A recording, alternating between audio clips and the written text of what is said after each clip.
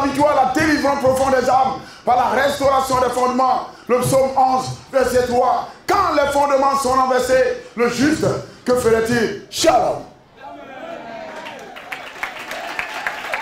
Bien-aimés dans le Seigneur, que Dieu vous bénisse au nom de Jésus. Amen. Nous continuons avec notre thème, l'idolâtrie. Et donc, bien-aimés, nous parlerons aujourd'hui des caractéristiques des idoles. Le premier point, l'idole est impuissante. Bien-aimé dans le Seigneur, le psaume 11, verset 3, quand les fondements sont renversés, le juste, que ferait-il? Le fondement, c'est quoi? C'est le socle, c'est la base, c'est la racine, c'est la fondation.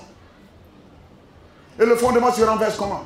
Quand tu laisses Jésus-Christ pour aller adorer l'eau, les masques et les fétiches, ce sont des idoles. Dieu n'aime pas ça. Et c'est ce qui a renversé nos fondements. Les pratiques idolâtres. Et ces pratiques idolâtres ont entraîné des démons qui se sont accaparés de bonnes vies, de glorieuses destinées pour les loger dans des prisons infernales, sataniques. Je disais tantôt que l'idole est impuissante. Ésaïe 45, verset 20. Nous lisons la parole du Seigneur. Ésaïe chapitre 45, le verset 20. Assemblez-vous et venez, approchez ensemble, réchappez des nations. Ils n'ont point d'intelligence, ceux qui portent leur idole de bois et qui invoquent un Dieu incapable de sauver. Oh, un Dieu incapable de sauver. Un Dieu incapable de sauver. Tu as une statue, tu vas adorer l'eau. Les masques et les fétiches. Les idoles sont là. Quand il y a feu. Pendant la crise, pendant la crise ivoirienne, où sont passés les idoles qui protégeaient les peuples. Même, des fois même les masques ont été volés. Toi-même qui protèges, on te vole. Et on s'en va te vendre quelque part. Où on te brûle. Tu es puissant. C'est un démon impuissant. L'homme se donne à une divinité impuissante qui ne peut rien faire. Alléluia. Lui-même, quand il y a feu, c'est toi qui es obligé de le soulever pour partir. Et quand tu veux voyager, ou bien tu veux aménager ailleurs, tu es obligé de le soulever, mettre dans un sac. Mais qui te défense? S'il est ton Dieu, qu'il est capable de te protéger, qu'il te défense. Qu'il t'attende là-bas. Et pour produire des ignames, le cacao, café, j'en passe. Ils s'en vont s'adonner à des idoles. Mais Dieu dit, l'idole a pu produire combien de tonnes? Et tu t'en vas dire à l'idole, voici la rentrée scolaire, voici l'examen de fin d'année, la réussite. J'ai dit, lui, il a quel diplôme? Ton Dieu a quel diplôme? Ton idole a quel diplôme? Ton idole travaille où? Nulle part.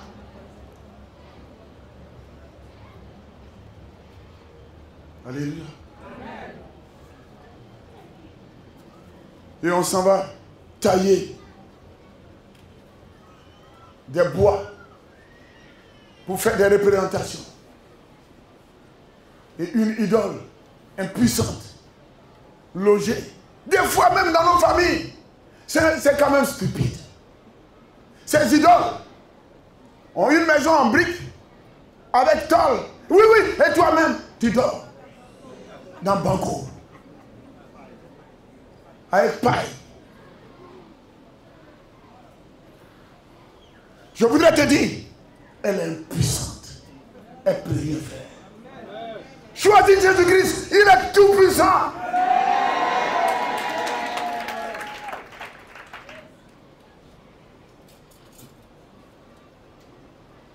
Bien-aimé, une idole est impuissante face à la puissance infinie de l'Éternel Dieu. Les idoles exercent leur soi-disant puissance pour détruire leurs adoreurs. Leurs adoreurs. Dieu, des fois, est en colère avec nous parce qu'on a dévié. Mais sur le champ, il ne nous tue pas. Il dit reviens. Il ne te demandera pas un mouton, ni un bœuf, ni poulet, ni quoi que ce soit. Il dit, simplement quand il vient dans sa présence, je reconnais que j'ai péché. Il te pardonne et puis il te repart. Mais Dieu ne nous appauvrit pas. Mais une idole impuissante appauvrit son adorateur.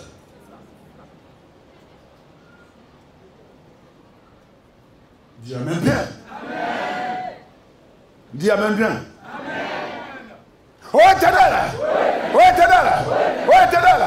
Oh Éternel! La puissance des idoles, des idoles, des idoles adorées sur ma vie, ôtez, brisez, ôtez, brisez, ôtez, brisez, au nom de, par les sang de, on s'assoit. Une idole est indigne d'adoration.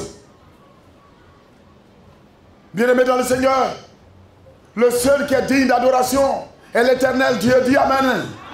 Oh, je ne sens pas ton Amen. Amen. C'est au devant de lui que nous devons nous prosterner. L'Éternel Dieu, le vrai, Jésus-Christ, le Saint-Esprit. Les idoles ne méritent aucune adoration.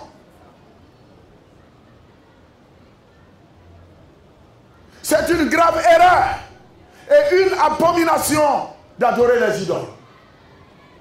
Dites-moi, une seule idole qui a pu donner une vie heureuse du berceau à la tombe.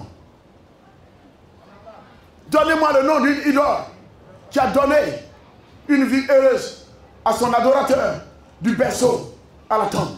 Mais Jésus-Christ, avant même le berceau, avant que tu ne sois, il est avec toi, car il sait que tu arrives.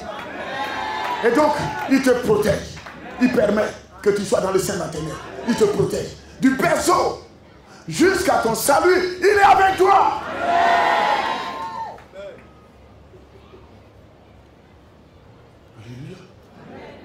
Alléluia. Amen. Dieu ne peut pas être comparé à de l'or. Dieu ne peut pas être comparé à de l'argent, à une pierre ou du bois qui ne sont que des idoles fabriquées des mains des hommes. Que Dieu nous soutienne. Amen. Acte 17, verset 29. Lisons Acte chapitre 17, le verset 29. Ainsi donc, étant la race de Dieu, nous ne devons pas croire que la divinité soit semblable à de l'or, à de l'argent ou à de la pierre, sculptée par l'art et l'industrie de l'homme. Amen. Yéli, est-ce que tu es de la race de Dieu? Est-ce que tu es de la race de Dieu? Si tu es de la race de l'Éternel, mais confie-toi à l'Éternel, à ton Créateur. Dis-moi seulement une idole qui savait que toi tu devais naître. Dis-moi seulement une idole qui peut fabriquer un enfant, qui peut donner un enfant.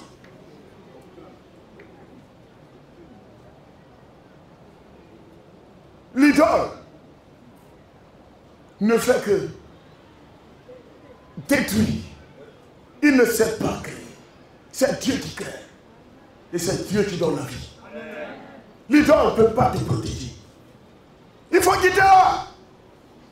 Il faut abandonner cette chose. Jésus-Christ a la capacité de te donner la vie et la vie en abondance. Si tu adores le Seigneur en l'adorant, en esprit et en vérité, tu auras tout ce dont tu as besoin. Dis amen bien. Amen. Alléluia. L'idole est corrompue. Qui peut corrompre Dieu? Qui peut corrompre Dieu? Mais regarde, une idole, encore, dans peu de temps, vous partez consulter, ils s'en vont consulter. Et on leur dit que l'idole dit que tu dois lui donner un mouton, sinon tu vas mourir. Mais tu aurais dû me demander le mouton, au lieu de me rendre malade. Si tu ne peux pas t'exprimer, tu fous quoi dans ma maison? Et tu fous quoi dans ma vie? Dieu parle. Quand il n'est pas content de toi, il te le dit. Il ne te rend pas malade d'abord, avant de te le dire. Il t'avertit. Il t'avertit. Il t'avertit. Et quand tu n'écoutes pas, lui, il enlève sa main. Mais toujours, les bras s'ouvrent à toi. Parce qu'il met en devant de nous la vie et la mort. Et il dit de choisir la vie. Et regardez bien aimé. Nos parents sont partis. Ils font les libations d'eau. On cite leur nom. Les libations de vin, leur nom. Il faut adorer. Il faut vénérer ces morts. Quand tu traverses des difficultés, tu as besoin d'argent. Zéro. Au village, on a constaté ça. Mais dès que la personne va s'asseoir là, pour dire que je souffre trop, venez me chercher, la personne tombe malade. Ah donc pour m'envoyer l'argent, tu ne m'emmènes pas. C'est pour mourir là, que toi tu viens me chercher.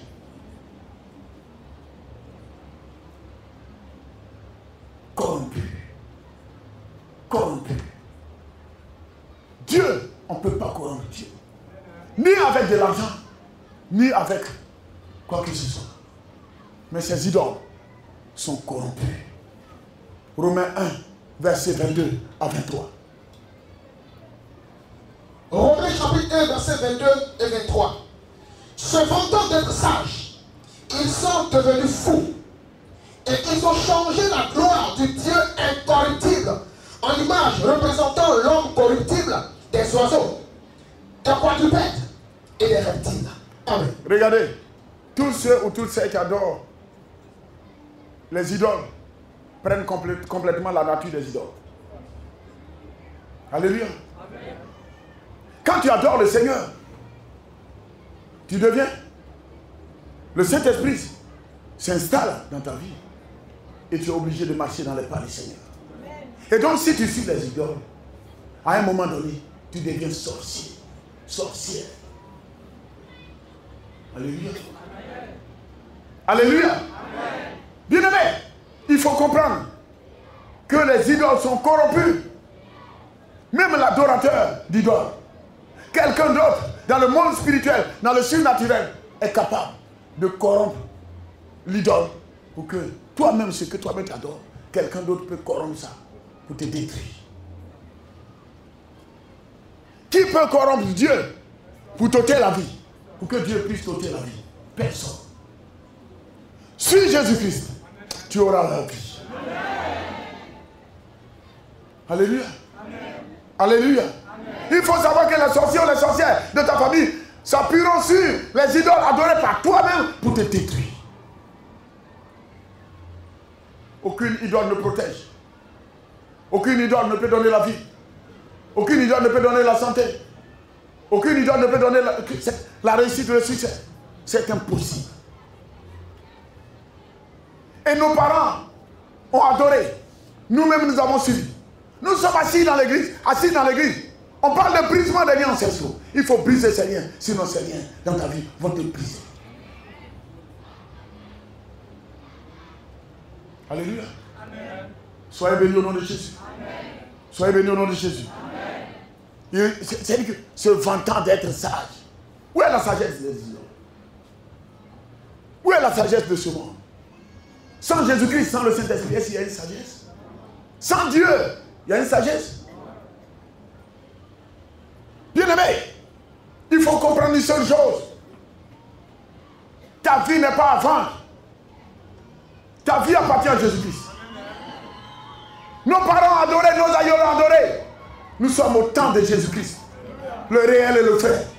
Donne ta vie réellement au Seigneur. Quand tu quittes le monde, il faut briser les liens pour que les idoles arrêtent de te fatiguer dans l'église. Oui, chrétien. Un chrétien, fête de génération. Un chrétien, pour une fête de génération. Et même la fête de génération, ils vont jusqu'à même festoyer dans l'église. C'est quoi ça? On est où là? En Jésus-Christ? Où Satan? Alléluia. Amen. Un chrétien ne fait pas fête de génération. Il y a des libations qui se font. Des pratiques idolâtres qui se font. Soit tu es un enfant de ténèbres ou tu es un enfant de Jésus-Christ. Il faut abandonner les choses ténébreuses. Il faut aimer les choses de la lumière. Car Jésus-Christ est la lumière. Il est la vie. Dis amen bien. Amen. Dis amen bien. Amen. Une idole est une œuvre de tromperie. Une œuvre de tromperie.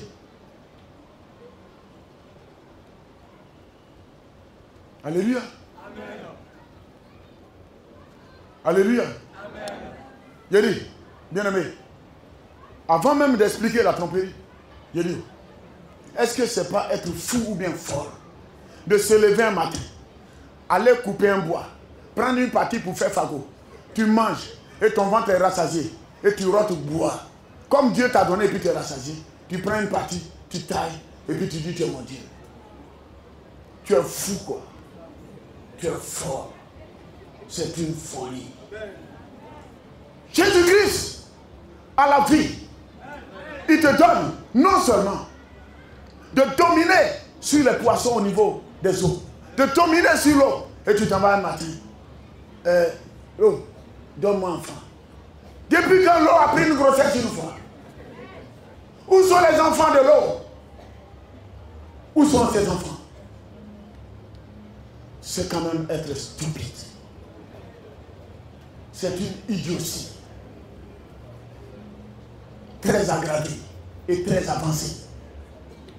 Je voudrais te dire, encore, dans ce siècle présent, allez demander à l'eau de te donner enfant.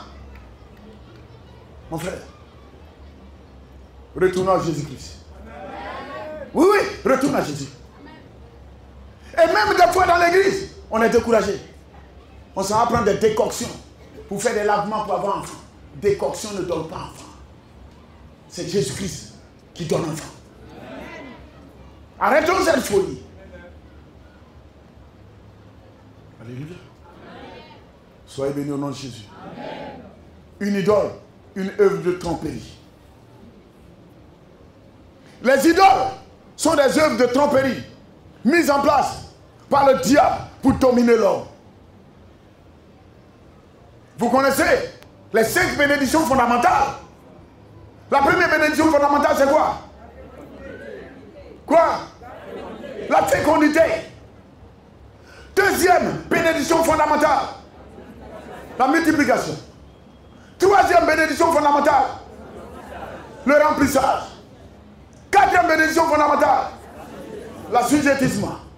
Cinquième bénédiction fondamentale, la domination. C'est ce que le diable a vu. Dieu nous a donné la domination.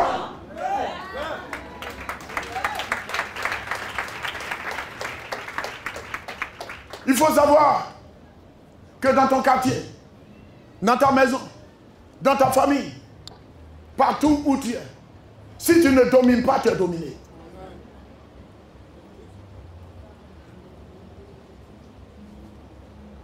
Alléluia. Amen. Dieu nous a fait la grâce des 5 bénédictions fondamentales. Et à un moment donné, tu dis, statut, donne-moi un franc. Il faut me protéger. Regarde, toi qui dois dominer sur les autres créatures de Dieu, tu t'en vas demander. Le Créateur te dit, je te donne la domination. Et toi, tu te mets là. Et tu dis, allô, protège-moi, domine-moi. Je ne comprends pas. Hein? Je ne te comprends pas. Et des fois, les gens disent, c'est au temps de nos parents. Je vais te rappeler quelque chose. Quand on dit faire des générations et que tu es chrétien ou chrétienne, on dit non, il y a telle pratique, il y a telle chose au village. Et que tu participes. Oui, à la mutuelle. Tu donnes l'argent. Ils n'ont pas dit, quand la mutuelle va dans le sens du développement, d'accord. Mais quand la mutuelle va dans le sens d'une idolâtrie, jamais je ne donne pas ce que Dieu m'a donné. Je ne suis que gérant, je ne suis pas propriétaire. Donne plus l'argent de Dieu pour adorer les idoles. Et c'est par là ils vont passer pour te détruire la vie. Que le Seigneur nous soutienne. Ils vont te tromper. C'est de la tromperie. C'est vraiment organisé par Satan, Lucifer et sa cohorte. Ces démons qui nous outragent aujourd'hui viennent des adorations des autres, des adorations des masques, des fétiches, montagnes, arbres, forêts sacrées. Alléluia. Amen. Que le Seigneur nous soutienne. Amen. Le diable amène les hommes à mettre leur foi dans les idoles. Une idole peut faire quoi? Peut te faire quoi? Peut te donner quoi? Et à un moment donné, tu vois certains, leur doigt même est rempli de balles. Et quand des fois je vois ça, je ris. Et lui là. Alors que là où on se trouve, si je me retrouve même dans ton véhicule, si accident tout de suite, c'est toi qui meurs. Et moi j'ai la vie parce que j'ai Jésus-Christ. Et on se retrouve dans nos villages où les gens s'en vont porter des choses.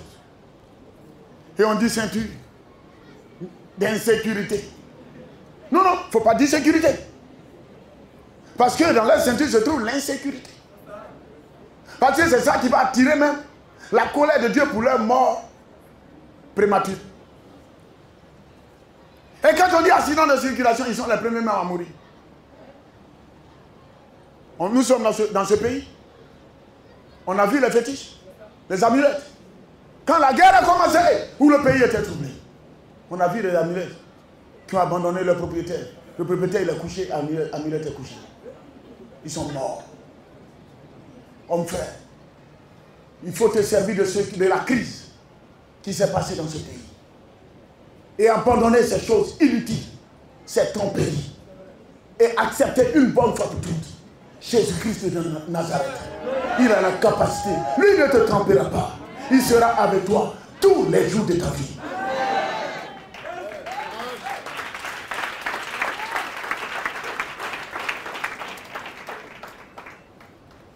Jérémie 10, 15. Jérémie 10, verset 15. Nous lisons Jérémie chapitre 10, verset 15. Elles sont une chose de néant, une heure de tromperie. Elles périront quand viendra le châtiment. Je dis, amen. Voici, Lucifer étant le coryphée avec Dieu. En quelque sorte, maître de cœur. Et quand il fait comme ça, c'est-à-dire qu'il a pensé qu'il était tellement Dieu. Dieu l'a précipité. Et c'est dans leur chute, il est parti avec d'autres anges. Et on laisse celui qui précipite. Et on prend celui qui a été précipité. Celui qui précipite a le pouvoir sur celui qui a été précipité. Celui qui a précipité, il dit, je voyais Satan chuter du ciel comme un éclair. Bien aimé, le pouvoir que Dieu t'a donné, exerce ce pouvoir Va vers Dieu. Ne t'irrite pas. Ne te décourage pas. Ne cherche ni à gauche, ni à droite d'autres dieux. Je dis, vous convenez avec moi que des fois, par le passé, certaines personnes sont allées chez des féticheurs, chez les marabouts, pour chercher refuge. On leur a dit, pour toi là, on ne peut rien faire. Ça, pour toi là, c'est Jésus. Il faut partir. Il faut partir à l'église. Sinon ici, on ne peut rien pour toi. Si lui-même il est assis, et qu'il dit va chez Jésus, il est là pour se faire de l'argent et pour son ventre. Il n'a rien. C'est une source de richesse pour une source de tromperie et de richesse. Et donc, bien aimé, quand on dit ça, c'est attrape nigo, il faut des nigos pour que ça les attrape. Nous sommes des enfants de Dieu. Il faut abandonner ces choses. Oui, dis à ton parent, dis à ton papa, oui, à ta maman, à ton frère, à ta soeur, d'arrêter. Annonce-leur la restauration des femmes. Des fois, ils ont peur. Ils se disent, si j'abandonne, je vais mourir. Non, tu ne mourras pas. Viens à la mission Christ pour la victoire. Nous allons te soutenir. Et tu vas sortir de là. Et celui ou celle qui se lèvera contre toi tombera sous le pouvoir du Tout-Puissant de Jésus-Christ de Nazareth, du Saint-Esprit, Dieu le Père, le Frère.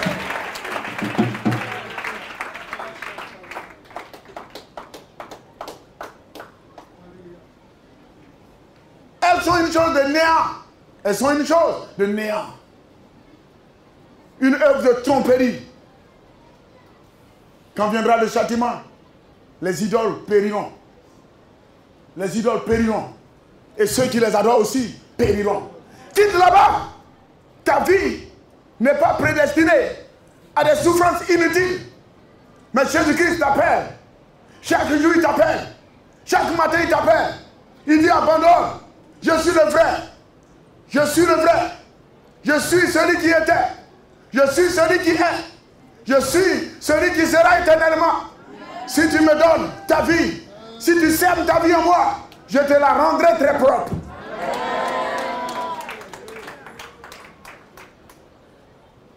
Bien-aimé dans le Seigneur, quand on parle d'idole, c'est très important. Il faut comprendre. Alléluia. Les idoles détruisent la vie inutilement. Nous sommes des enfants de Dieu. Allons-y de l'avant. Cherchons réellement la face du Seigneur. Jésus-Christ a la capacité. Les idoles vont vous tromper. Nous ont trompés. Je disais comme ça dans ma famille. Dans la vie, il y a deux voies. Il y a la voie de Satan et la voie de Jésus-Christ. Depuis nos aïeux, les parents ont été trompés. Ils ont emprunté la voie de Satan, des idoles, des fétiches, des masques. Ils sont morts pauvres. Ils ont été criblés. Encore dans peu de temps, nous suivons Jésus-Christ par le brisement des liens, la restauration des fondements. La famille mange à satiété par la puissance de cet esprit de Dieu. Bien-aimé, Jésus-Christ, ce pouvoir-là lui-même, ne t'inquiète pas. Sors des fétiches, sors de l'idolâtrie. Jésus t'attend. Il a la capacité de te sortir de là et de nettoyer et de la pauvreté, te faire asseoir à la table des grands. Shalom, shalom. Mission Christ pour la victoire. La délivrance profonde des âmes par la restauration des fondements. Le psaume 11, verset 3. Quand les fondements sont renversés, le juste, que ferait-il? Shalom.